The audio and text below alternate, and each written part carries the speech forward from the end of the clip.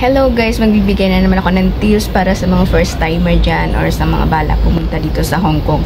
Paano nyo mapapanatili yung maayos na trato sa inyo ng amo nyo, yung maayos na mood ng amo nyo, ganon. Kasi marami rin nagrereklamo kasi pagdating doon nila okay yung amo nila, nung kalaunan bigla daw nagbago yung mood, bigla daw sumungit or whatever. Isa ito sa dahilan kaya ganon yung ibang amo dito, kasi depende kasi yan sa performance natin. Syempre maayos pa sila pagdating natin kasi hindi pa nila alam yung kaya natin gawin, yung mga magagawa natin. So pagdating, ang pinaka-importante talaga guys, ito yung number 1 tips na ibibigay ko sa inyo. Abangan nyo yung mga next video ko pa, magbibigay pa ako ng iba pang tips kasi ito yung dahilan din na na-determinate yung iba.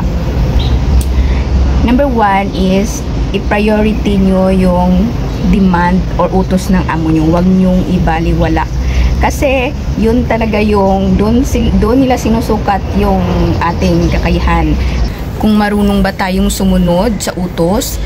Yung ibang amo kasi gusto nila, pag nag-utos sila, kung ano yung inutos nila, dapat ganun mong gawin. Huwag mong baguhin, huwag mong ibahin. Kung may iibahin ka man, or may ihalo ka man na iba, or sa food man yan, or kung ano yung instruction nila sa alaga mo, or sa oras, kailangan mong ipaalam sa kanila. Hindi pwede yung mag-desisyon ka na lang, pala desisyon na hindi niya alam.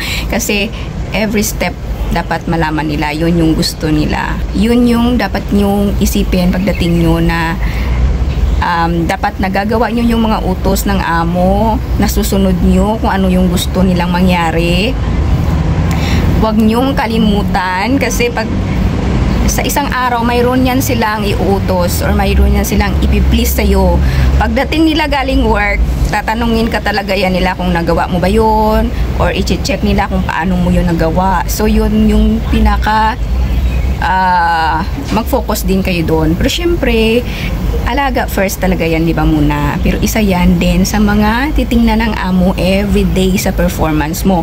So yung ibang amo guys,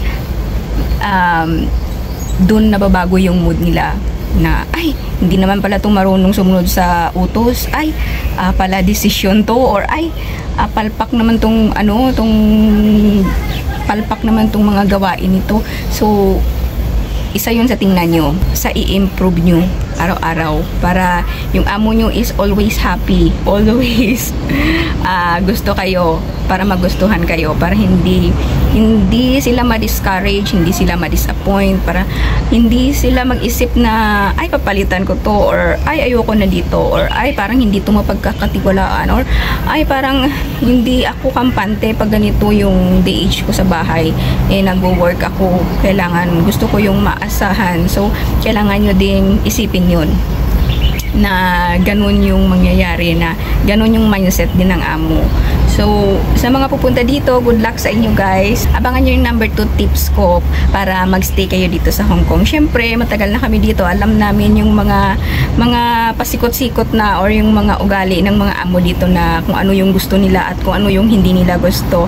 So share ako ng mga experience ko at mga nalalaman ko pa pagdating sa pangangamuhan dito sa Hong Kong. So abangan nyo. So kita-kits guys to my next video and tips. Bye!